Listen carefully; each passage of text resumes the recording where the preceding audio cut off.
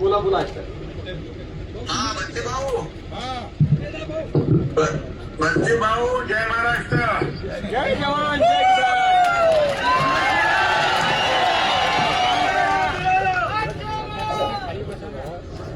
बच्चे भाऊंचा विजय असो.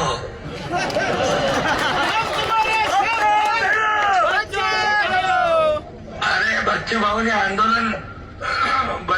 आंदोलन केलं कर्जमाफीचं, म्हणून आम्ही मुख्यमंत्री महोदय, मी अजितदादा होते त्यावेळेस आम्ही बैठक घेतली आणि एक कमिटी केली आणि 30 जून पर्यंत अहवाल आणण्याचा निर्णय घेतला. पण या बजेटमध्ये कर्जमाफीचा निर्णय घेतला तो बच्चू भाऊने आंदोलन शेतकऱ्यांसाठी केलं, म्हणून आम्ही तात्काळ जी घोषणा आम्ही केली होती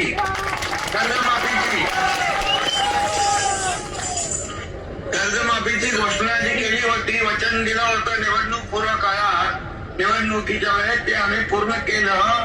याचं श्रेय देखील बच्चू भाऊला जात आहे.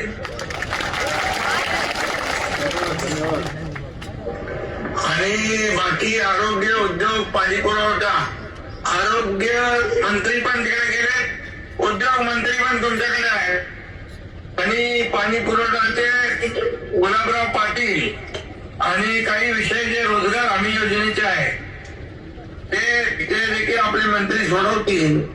स्कायवॉकचा विषय आहे, मेळघाटचा विकास आहे, आणि मी स्वतः मुख्यमंत्री महोदयांना देखील या बाबतीमध्ये सांगतो आणि याच्यामध्ये मी स्वतः पाठपुरावा करून मुख्यमंत्री महोदयांकडून आपण जे जे काही विषय आहेत, पुढील काही विषय पॉलिसी मॅटर आहे ते आपण सोडवण्यासाठी सगळे प्रयत्न करू. पूर्ण टीम तुमच्या मताशी सहमत आहे.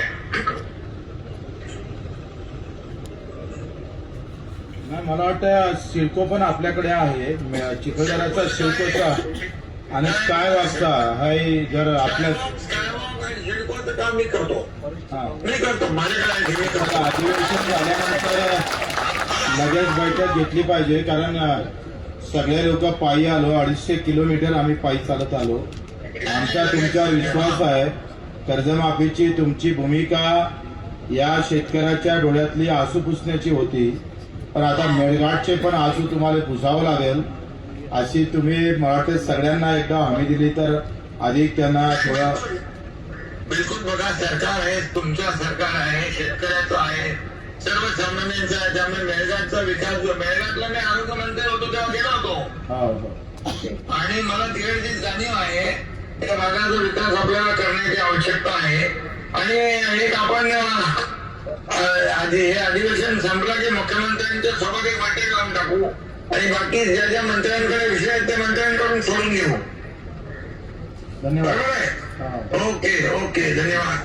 आणि तुम्ही शेतकरी कर्जमाफीसाठी आंदोलन केलं, त्याची दखल सरकारने घेतली बघा, त्याबद्दल धन्यवाद.